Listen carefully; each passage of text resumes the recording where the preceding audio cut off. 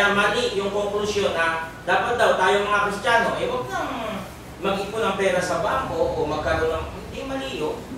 Kasi kung wala ka nun, ano itutulong? Ano ba?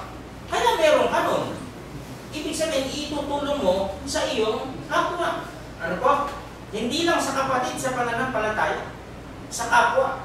The Sermon on the Mount continues here. Jesus is emphasizing what it means to lead a righteous life on earth. Maganda kasi yung mayaman ka rito sa lupa, mayaman ka pa sa langit.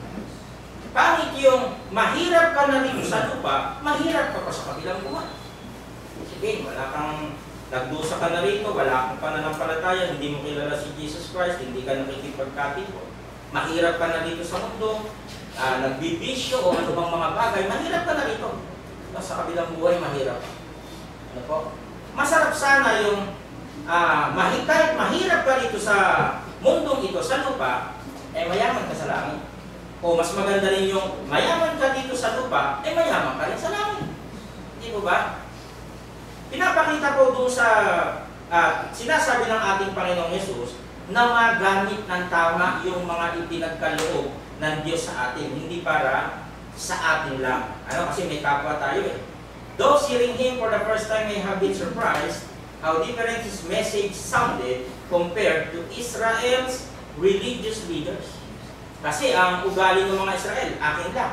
Yung ikapo, akin lang. Pag ako tutulungan nyo, ako lang. Masyado silang sakim. Nawala na yung pagbibigay. Kasi sinasabi rin ni Pablo sa Corinto, it's better to give than to receive.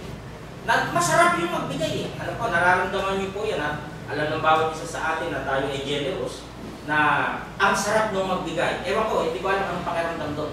Kesa doon sa tumatanggap. So yun yung pinapakita ko dito. Now Jesus turns the focus on money and possessions. He tells His followers not to stockpile material goods in this life. Huwag naman yung kumbagay sobra-sobra na. Na halos, halimbawa ganito, dami-dami mo na halimbawang sapatos. Halimbawa na, kinulik mo yan, Nike, kung ano mga pangalan. Nangangailangan to, nakita mo na ito isang kapatid. Halimbawa na, parang luma na yung niya, lagi yung pansamba niya. Halimbawa lang, hindi ba pwede kumuha ka ng isang bigyan? Ayun. Yung mga ganun. Yun yung ipinapakita ron.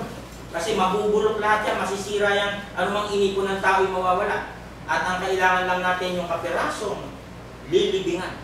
Tapos, may mga taong mayayaman, may sakit naman.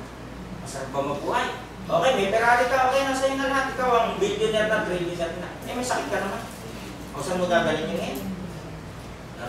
Yun yung tinutumbok dito ng Panginoong Yesus. Ayan huwag kayong mag-ipon ng kayamanan para sa inyong sarili rito sa mundo.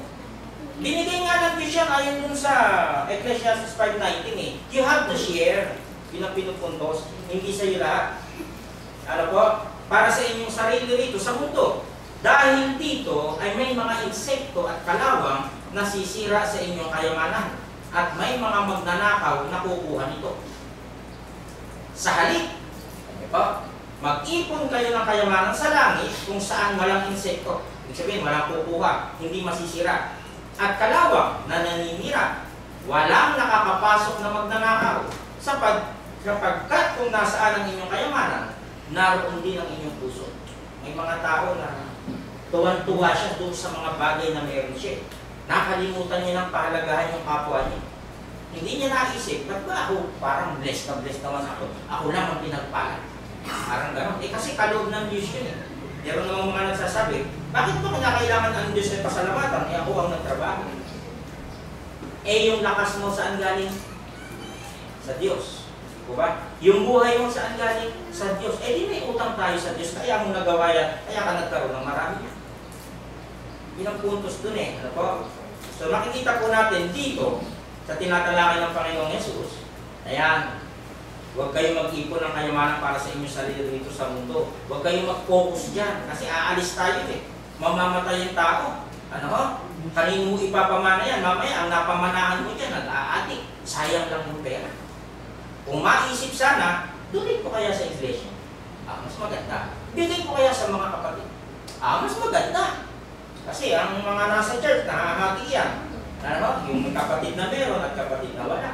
Eh, hindi naman natin na kailangan pang kumbaga isa-isa kundi nakikita naman natin sa pang-araw-araw nating pagkakatipon sa tuwing unang araw ng San Linggo.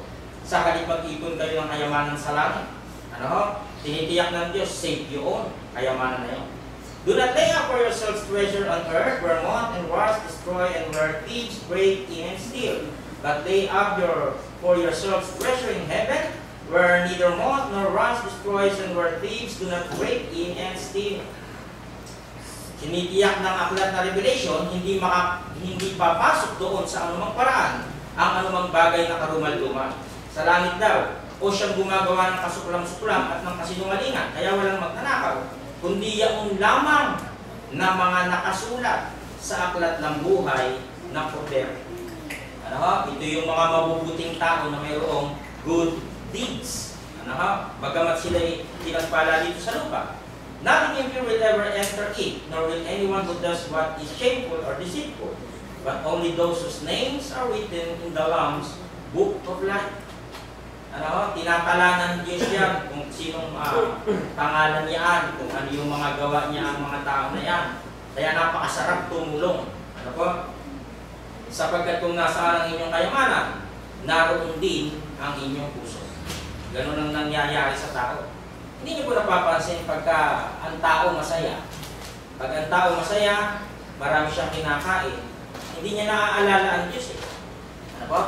Pero pag siya walang makain, or may sakit, may problema sa katawan, doon niya naaalala ang Diyos. Ano po? Yun ang isang refleksyon ng katotohanan sa buhay na dapat sana hindi gano'n. Kaya tayo nabubuhay para sa Diyos. No? Alalahanin natin siya lagi. Bago ka matulog, manalangin ka. Pagising mo, manalangin ka. Bago ka kumain, manalangin ka. Kung aalis ka, manalangin ka. Laging hinihingi mo patnubay. Ano? Hindi ka gaya iba, tira ng tira. Layas ng laya, na-aksidente. Sayang. Biglang umaalis ang tao. Ano po? Paano kung hindi pa nakakapaglingkod sa Diyos? Sayang ang buhay.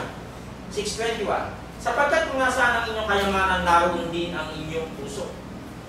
For where treasure is, there your heart will be also. He begins here by saying that money and possessions are not dependable, they are easily lost. Ano man ang tinipon ng tao, ano man bagay yan, ano man na meron ka. Clothing and other fabric can be eaten by moths, metal objects rust. Thieves skillfully identify the wealthy and break into homes to steal their goods. Disaster and chaos can take every material possession we have in an instant. Yun yung sinasabing, may magnanakaw dito, may sisira dito ng kalawang. Saan mo dadalhin ang iyong mga kayamanan?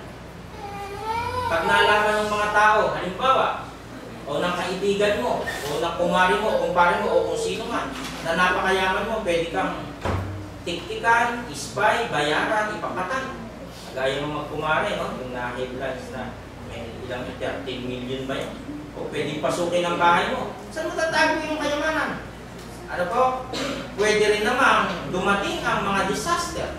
Kagaya ng malalakas na bagyo. Ano po? O kaya naman ay lindol. Ito pinakamasakit, yung suno. Halos ibabagsak ka talaga niyan. Hindi po ba? O itong pagputok ng vulkan, pumutok lang, apektado na yung paghinga natin, ang daming ashes, hindi ka makalabas, problema sa lungs. Di ba? Saan tayo magtatago? O ayan, yung mga pera mo magiging papel na, lumulutang na lang. Halimbawa, ano po? Natakot-takot ng baha. Saan natin ito ilalagay, ang mga bagay na ito? Nasisira. O kung sa ibang bansa naman ay may snow. Saan tayo pupunta? Saan tayo magtatago? Saan natin i-safety ang ano na yan? Eh sa bangko uy, may spammer ha. May mga nawawala ng pera sa kusan sa mga online transaction eh. Saan? Ano ba? So makikita po natin dyan, hindi panatag ang loob ng mga tao sa ganitong bagay sapagkat lahat yan ay temporal. Pinapakita lang yung binabanggit dito ng Panginoong Hesus na yung mga temporal wealth versus eternal wealth.